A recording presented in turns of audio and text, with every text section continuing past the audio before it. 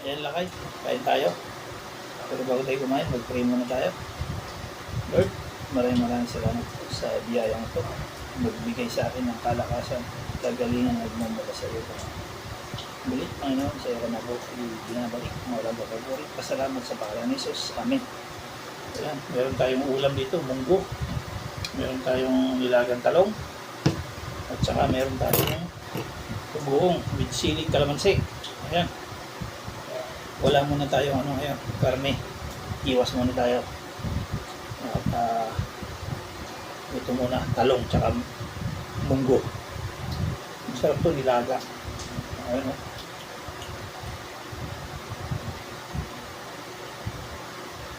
lalo pag sa umaga, sarap to. Tapos may kalbos ng kamote. Ayun, sarap.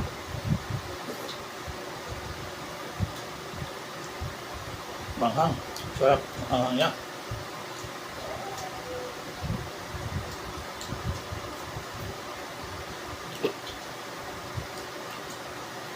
May munggo dito. May kasamang chicharon. Ayan.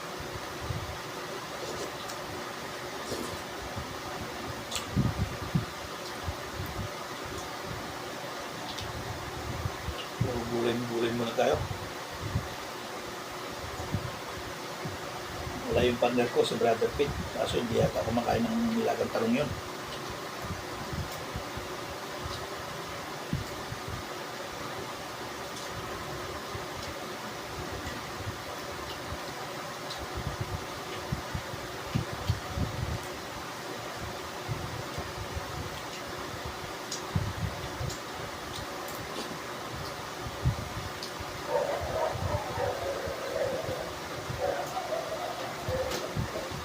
Tamis din yung talong.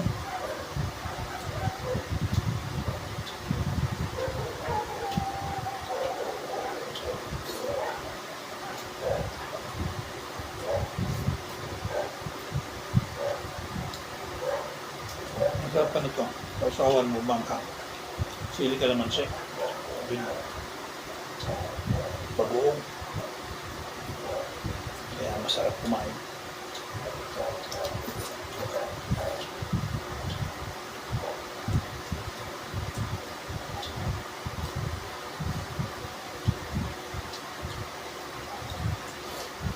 Pag-gulay-gulay muna tayo.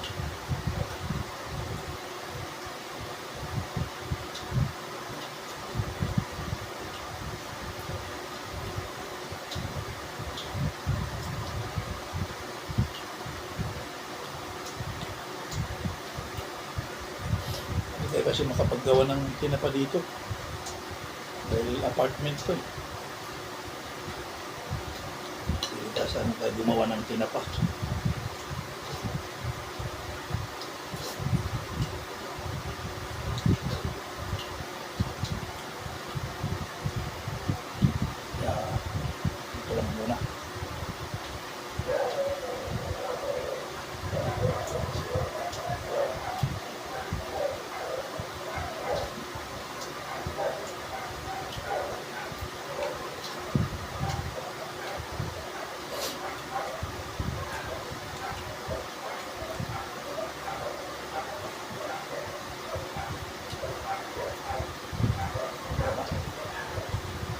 Ganitong ulam lang, sob ka na.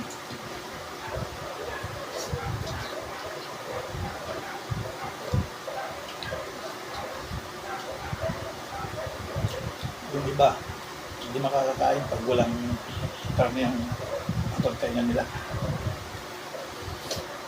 Pag puro gulay, wala, hindi makakain nila.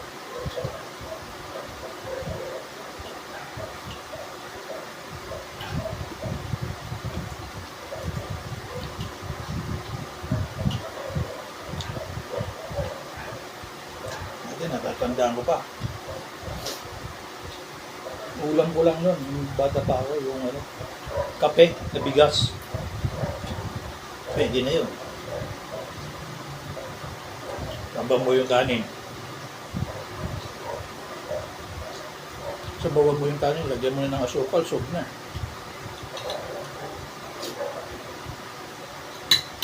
Pero ngayon, wala na, yung ibang kabataan ngayon.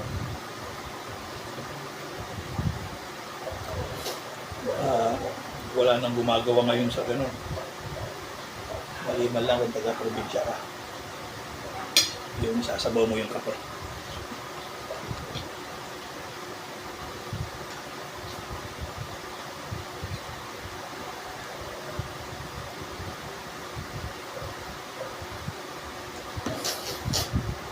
Wala na yung ganun. Dahil ngayon, kabataan, mga bata, fried chicken, hotdog. Well, lakay. Ubus na natin yung talong. 2 piraso lang naman.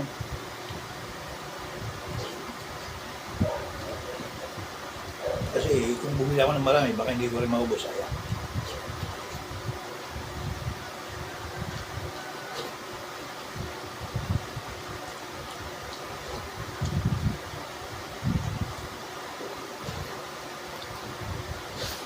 Ayan, lakay. Tapos na tayo.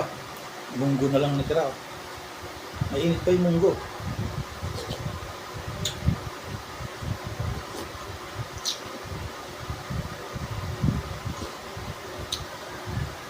Dati pag nagluto ako ng munggo, nag-separate ako, nilalagay ko sa mangkok. Tapos yung wala pang asin, wala pang pampalasa. Yung pinapakulo ko pa lang, pinapalambot ko pa lang.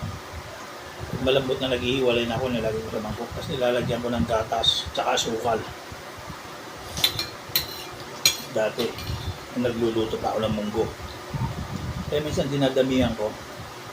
Nagluto ako kasi ganun ginagawa ko. Nilalagyan ko ng asukal, tsaka gatas. Try yung magluto ng munggo. Ganun gawin nyo.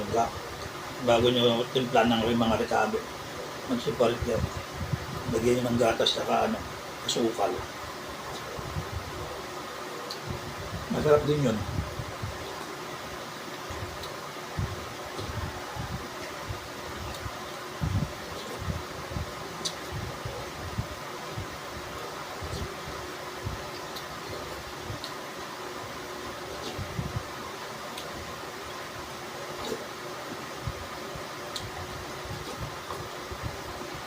Dito, munggo nila.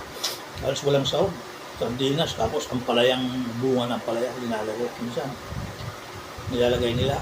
Sutanghon, mga ganun.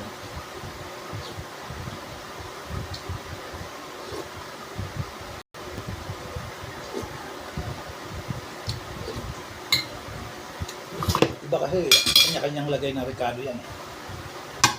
Minsan, pag sa probinsya ka, yung bulaklak ng kalabasa, pwede rin yun. Malunggay ang palaya. Pero masarap talaga yung sa akin, ang palaya o kaya alukbati. Yun ang nilalagay ko. O kaya lakay, God bless. Ingat. Lagi tayo. Salamat. Good. At nakakain ulit ako. Ng ganitong pagkain. Kala ko puro pero pwede pala. Ayan Lord, salamat sa lahat ng biyayang dumati sa buhay ko. Maraming salamat sa iyo. Thank you Lord. Ayan lakay, God bless. Ingat-ingat lagi tayo. Yorn.